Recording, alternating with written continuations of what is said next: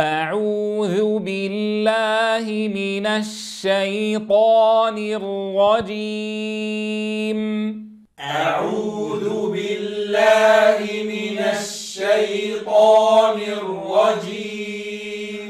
في الاستعاذة أيها الأحبة نتنبه أولا إلى ضرورة فتح الفم فتحا وسطا عند نطقنا للهمزة المفتوحة، فلا نقول أعوذ تأملوا الفرق بين الصوتين حين أقول لاحظتم كيف يختلف الصوت؟ إذن لابد من فتح الفم عند الهمزة، ثم أضم الشفتين عند العين المضمومة. أعو أعو أعو أعو، واضح يا إخوة؟ إذن فتحت الفم جيدا عند الهمزة، ضممته عند العين، بعد العين أتت الواو المادية، يستمر ضم الشفتين عندها. أعو أعو أعو. ننتقل الآن إلى الذال وهي مضمومة، ولكن الذال حرف طرفي، وكما تعودنا أننا نحتاج أن نرجع إلى مخرج الذال شيئا ما، ودائما أكرر أقول شيئا ما يعني شيئا يسيرا من أجل تحقيق مخرج الحرف وليس إلى وضع السكون. أعوذ أعوذ، ولا أقول أعوذ. لاحظتم الفاصل الزمني الذي حصل الآن بين الواو والذال لما عدت إلى شبه وضع السكون. أعوذ أعوذ، واضح يا إخوة؟ بي وليس بالله، بي أعوذ بي. لاحظوا كيف انخفض الفك السفلي، بي. أنتقل بعد ذلك إلى اللام. أسمع من بعض من يقرأ يقول بال، فيفتح الفم عند اللام الأولى الساكنة، والأصل أن يبقى الفم عند اللام الأولى في وضع السكون، لكننا عند الألف نفتح بعد ذلك. بالله بالله بالله. لاحظوا الصوت بال إذا فتحت عند الساكن، أو أن أقول بال. تأملتم الفرق بين الصوتين؟ أعوذ بالله، أفتح الفم جيدا فتحا وسطا عند نطقي للألف، ثم أنطق بالكسرة تامة. من الشيطان وليس الن. ونتنبه عند الشين والطاء ألا نضم الشفتين، فلا نقول فلا علاقة للشفتين بنطق حرف الشين. وكذلك عند الطاء لا أقول من الشيطان طا، فلا علاقة للشفتين بالتفخيم. واضح أيها الأحبة؟ أعيدها مرة ثانية. أعوذ بالله. واضح يا إخوة؟ أعوذ بالله من الشيطان الرجيم. أعوذ بالله من الشيطان الرجيم. بسم الله الرحمن الرحيم. بسم الله الرحمن الرحيم. في البسملة أيها الأحبة نتنبه إلى إتمام الكسر الذي كثيرا ما أسمع عدم مراعاة لهذه أو لهذا الحكم أثناء الإتيان بها. مما أسمعه من بعض من يقرأ بسم الله الرحمن الرحيم، والأصل بسم الله الرحمن الرحيم. نتنبه إلى إتمام الكسر في هذه المواضع. وليس ولا أقول كما نبهنا في الاستعاذة. بسم الله. وأتنبه في السين أن أعطيها حقها من الرخاوة مع إعطائها حقها من الصفير. بسم الله ولا أقول الرح، فأنقل تفخيم الراء إلى الحاء، لا أقول الرح وإنما رح. انظروا كيف أنتقل من الراء المفخمة إلى الحاء المرققة، وأعطي الحاء حقها من الزمن لأنها رخوة مع بيان ما فيها من الهمس. بسم الله الرحمن الرحيم. بسم الله الرحمن الرحيم. الحمد، لاحظوا أفتح الفم عند الهمزة، أسكن عند اللام الساكنة، أعيد الفتح مرة ثانية عند الحاء المفتوحة، أسكن عند الميم، أضم عند الدال. الحمد، الحمد، واضح يا إخوة؟ الحمد وليس الحمد دو دو دو دو دو، نتنبه إلى إتمام الضم. الحمد لله ربي، أدخل على الباء بترقيق لا بتفخيم، فلا أقول رب ربي ربي رب.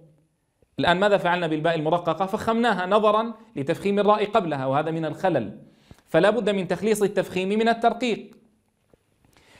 الحمد لله رب.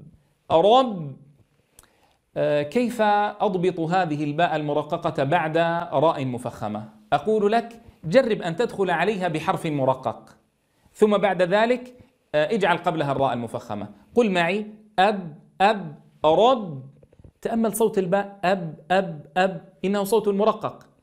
الآن أدخل عليها بالراء المفخمة مع ضرورة سماعي لذات صوت الباء المرققة. أب رب. هكذا تتدرب حتى تخلص التفخيم من الترقيق. تبقى معنا ملاحظة أخيرة، العالمين.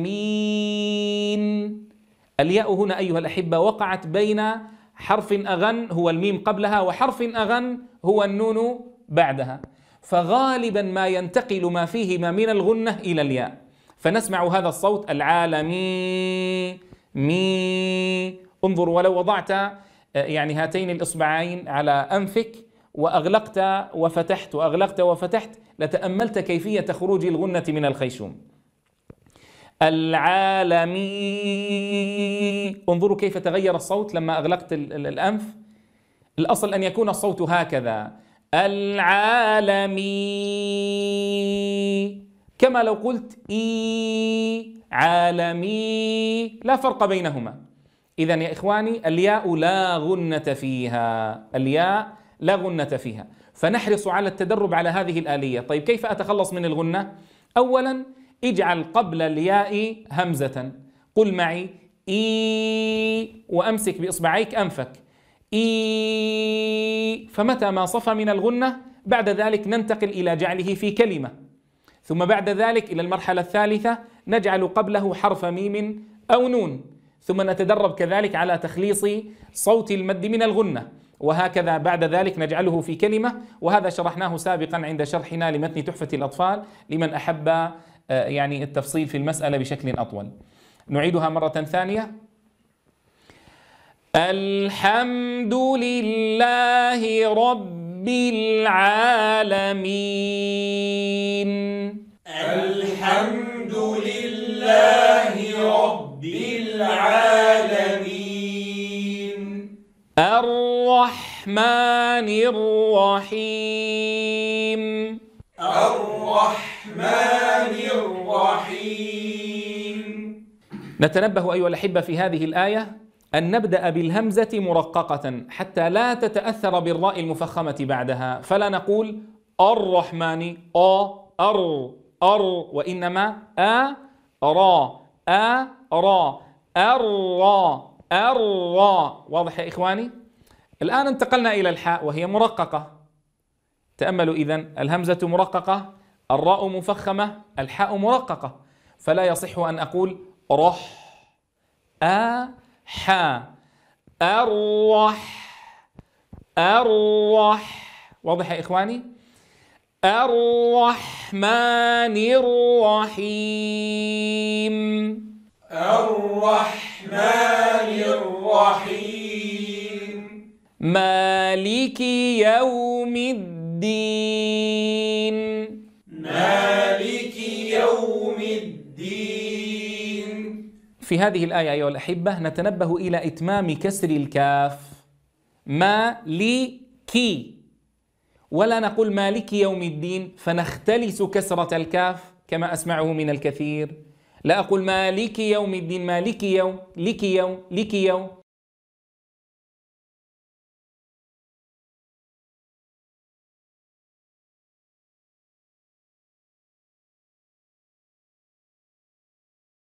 لي كي يا، واضح الصوت؟ لي كي يا، لي كي يا، مالكي يا، مالكي يا.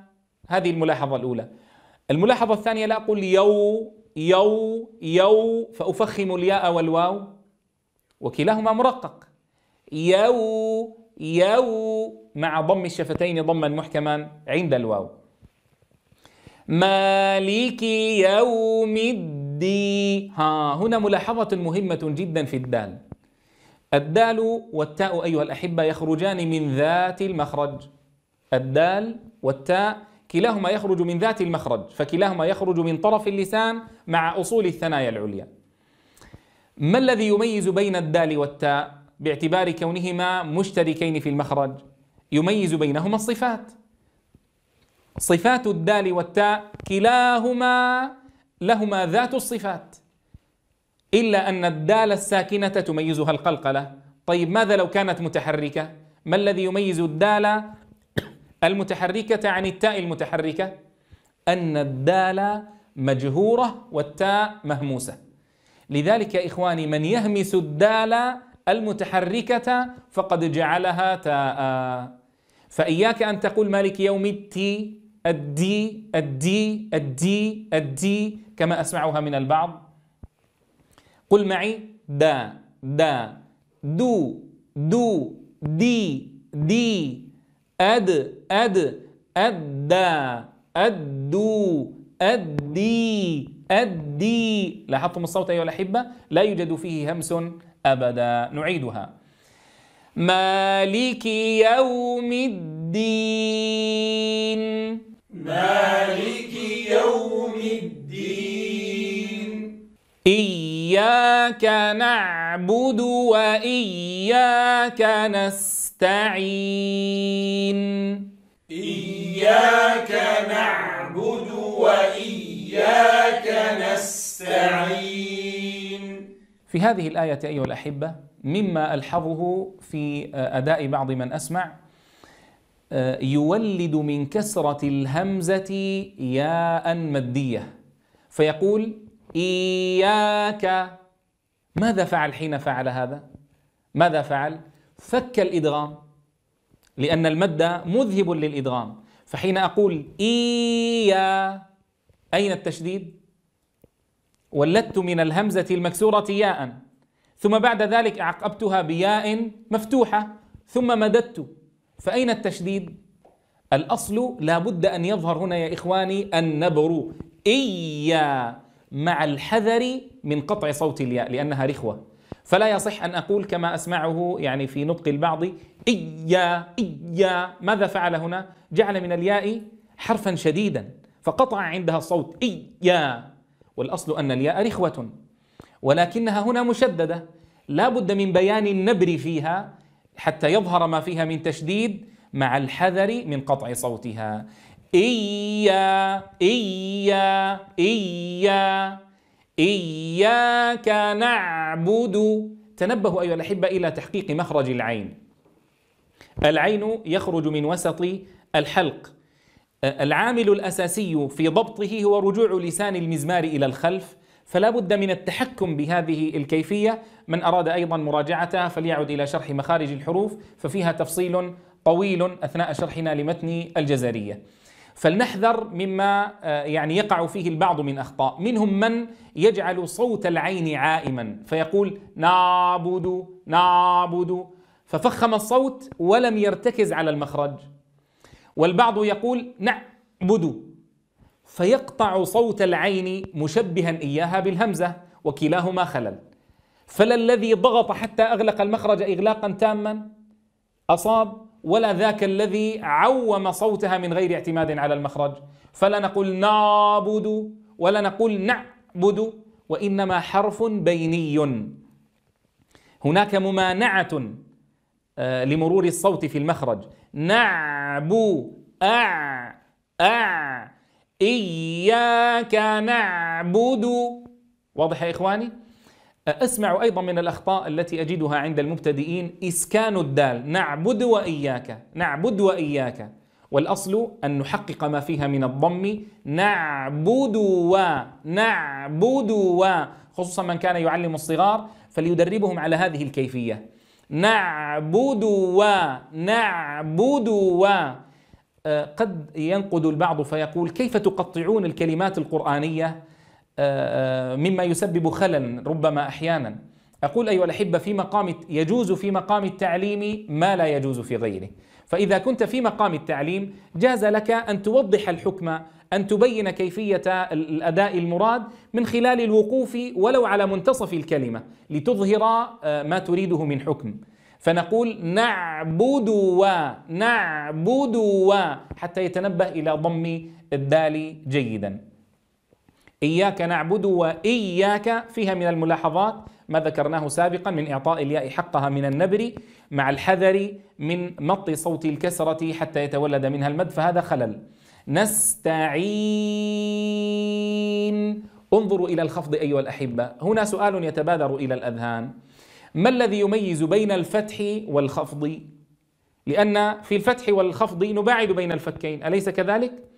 لكن ما الذي يميز بينهما؟ حين نفتح أيها الأحبة تكون مقدار التباعد بين الفكين أعلى واللسان في وضع الراحة، أما حال الخفض فالتباعد يكون أقل، ولكن هناك تباعد، هناك انخفاض بالفك السفلي مع أمر مهم جدا يميز الخفض وصوت الياء المادية، ألا وهو ارتفاع وسط اللسان.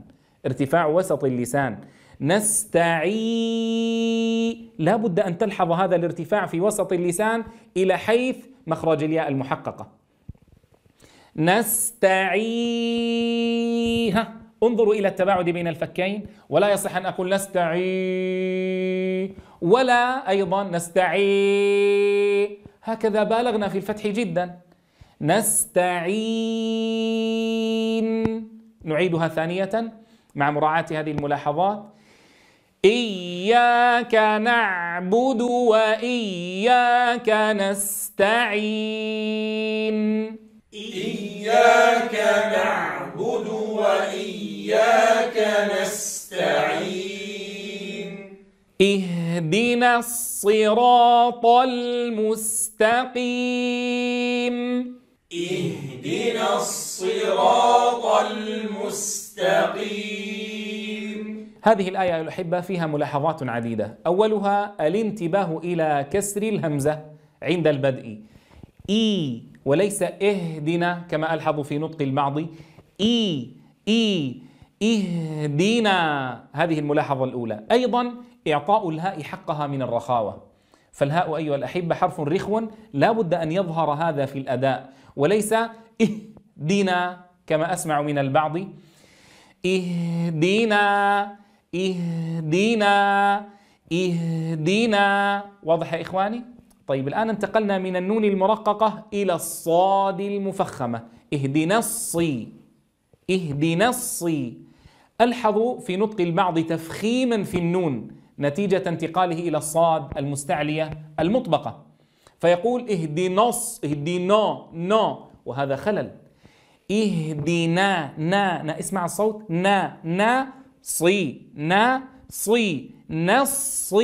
نصي. هكذا تدرب طلابك على نطق الحرف المرقق مفردا والمفخم مفردا ثم تدمجهما بعد ذلك. اهدنا الصي. ملاحظة أخرى، نحاذر من ضم الشفتين عند الصاد، فلا علاقة للتفخيم بضم الشفتين، فمن الخلل أن نقول الصي كما أجده عند كثير ممن يقرأ، الصي ما علاقة ضم الشفتين بالتفخيم؟ اهدنا الصي مع الانتباه إلى ضرورة إعطاء الصاد حقها من التفخيم، لأنها مستعلية مطبقة فنعطيها زيادة في التفخيم كما أشار الإمام ابن الجزري رحمه الله حين قال: وحرف الاستعلاء فخم واخصصا الإطباق أقوى، أي خص الحرف المستعلي المطبق بزيادة تفخيم عن الحرف المستعلي المنفتح. اهدنا الصي، ثم نتنبه إلى تفخيم الراء والألف بعدها، الصراء راء، وكذلك الطاء الصراط طاء، ثم نضم الشفتين عند الميم المضمومة ونرجع إلى وضع السكون عند السين الساكنة. المس واضح يا إخواني؟ ولا نقول المس، فهذا من الخلل. نقرأها مرة ثانية بشكل جماعي حتى نضبطها مع مراعاة هذه الملاحظات. اهدنا الصراط المستقيم. اهدنا الصراط المستقيم. صراط الذين أنعمت عليهم غير المغضوب عليهم ولا الضالين.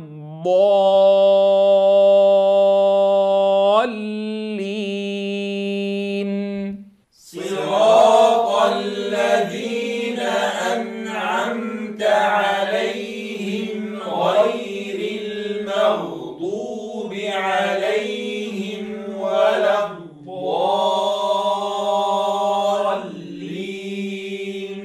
هناك ملاحظة أيها الأحبة أسمعها بشكل متكرر من بعض من يقرأ سورة الفاتحة برواية حفص عن عاصم، فأجده يقف عند عليهم الأولى فيقول صراط الذين أنعمت عليهم، ثم يبتدئ فيقول غير المغضوب عليهم ولا الضالين.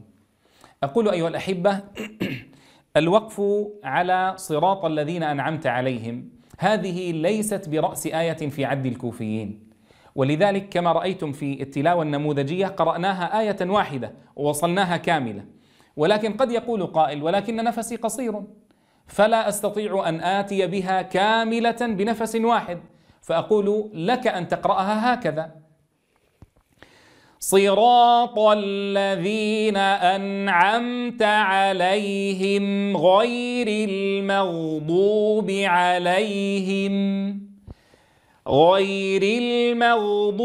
عليهم ولا الضالين.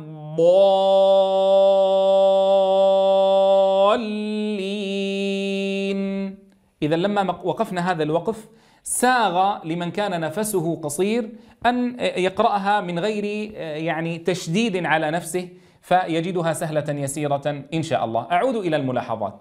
إذا نبهنا صي أتنبه إلى ما فيها من التفخيم مع الحذر من ضم الشفتين عندها، وكذلك عند الراء وعند الطاء. وكذلك نبهنا صراط الذين أنعمت عليهم. ننتقل إلى كلمة غير، نتنبه إلى ضرورة ضبط تفخيم الغين، فلا أقول غيري وإنما غير تأملوا الآن الميم المرققة تلتها الغين المفخمة، فلا أقول غير الماء وإنما ما غا غير واضح يا إخواني؟ ما غا غير واضح يا إخواني؟ غير المغضوب عليهم أتنبه إلى إتمام الكسر في الهاء ولا الضاء. الآن أيضا ملاحظة أخرى نتيجة عدم ضبط تخليص الحروف، فتفخم اللام أحيانا، فأسمع من البعض يقرأ ولض. انظروا كيف فخم اللام، والأصل ولا الضاء. نعيدها مرة ثانية ونقرأها كاملة مع مراعاة هذه الملاحظات الأدائية. صراط الذين أنعمت عليهم غير المغضوب عليهم ولا الضالين.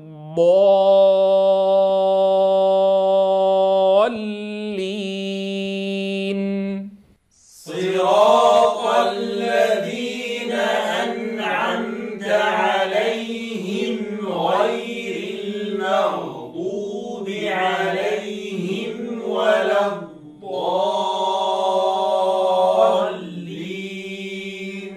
سمعت ملاحظة الآن في تلاوتكم، وهي وجود غنة في الهاء، وهذا أيضا من الخلل الخفي في الأداء. فلا أقول عليهم هي فتنتقل غنة الميم إلى الهاء قبلها، عليهم، اجعل الهاء تخرج من مخرجها من أقصى الحلق، ولا تقل عليه فتخرج مغنونة. عليهم، نريد أن نعيد هذه الكلمة فقط، عليهم.